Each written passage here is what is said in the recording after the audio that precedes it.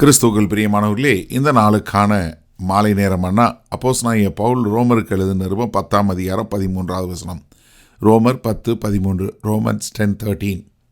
ஆதலால் கர்த்தருடைய நாமத்தை தொழுது கொள்ளுகிற எவனும் ரட்சிக்கப்படுவான். அதாவது இந்த வசனம் என்ன இது பண்ணுதுன்னா, ஒரு அருமையான வாக்கு தத்துவம். அது யாராக இருந்தாலும் சரி, தேவனுடைய நாமத்தை தொழுது கொண்டு தேவனை நோக்கி கூப்பிட்டு அவரை தொழுது கொள்ளுகிறவங்க யாராக இருந்தாலும் சரி, அதில் விளக்கு என்பதே கிடையாது எல்லாருக்கும். ஏன்னா நீங்கள் யோவேல் 2வது அதிகாரம் 32வது வசனத்தை சொல்லு, யாரெல்லாம் தேவனை நோக்கி கூப்பிடுறாங்களோ அது யாராக இருந்தாலும் சரி, அவங்களுடைய பின்னணி எதுவாக இருந்தாலும் சரி, அவங்களுடைய குடும்ப பின்னணி எதுவாக இருந்தாலும் சரி, அவங்க எந்த மொழி பேசுகிறவங்களாக இருந்தாலும் சரி, அவங்க எந்த ஜாதியை சேர்ந்தவங்களாக இருந்தாலும் சரி, எல்லாரும் யாரெல்லாம் கூப்பிட்றாங்களோ, இதை பழைய ஏற்பாட்டில் யோவேல் தீர்க்கதரிசனி மூலமாக கர்த்தர் வெளிப்படுத்தினார்.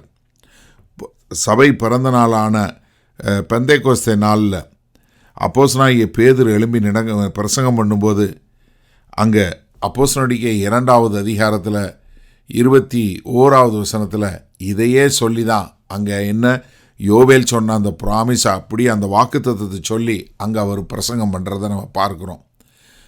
நீங்கள் ஆங்கில வேதாகமத்தில் பார்த்தீங்கன்னா, call on the name of the Lord, கர்த்தரை நோக்கி கூப்பிடுகிறவர்கள் என்று சொல்லக்கூடியதாக தமிழில் அவரை தொழுது கொள்ளுகிறது. ஏன்னா இன்னும் கொஞ்சம் ஆழமாக இருக்கக்கூடிய ஒரு காரியத்தை பார்க்குறோம்.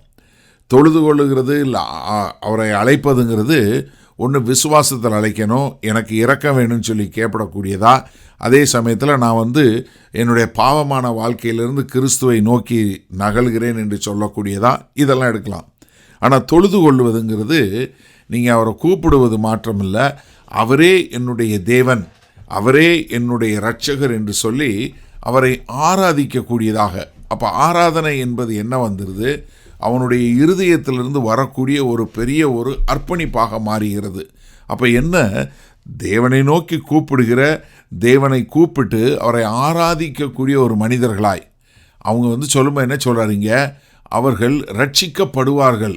ஏன்னா எவனும் ரட்சிக்கப்படுவான் என்று சொல்லும்போது இங்கே ரட்சிப்பு என்பது ஒரு நிச்சயமான வாக்குத்தத்தமாக இருக்கக்கூடிய ஒரு காரியத்தை பார்க்குறோம்.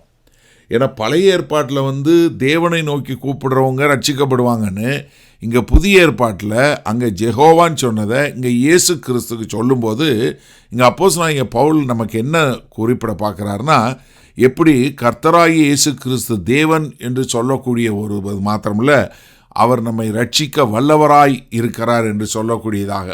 அப்போ இங்கே சொல்லும்போது இந்த ரட்சிப்பு என்பது உடனடியாக, முழுமையாக, இலவசமாக கர்த்தராகிய இயேசு கிறிஸ்து முடித்த வேலையின்படி நமக்கு கிடைக்கிறது என்று சொல்லக்கூடிய ஒரு காரியத்தை பார்க்குறோம்.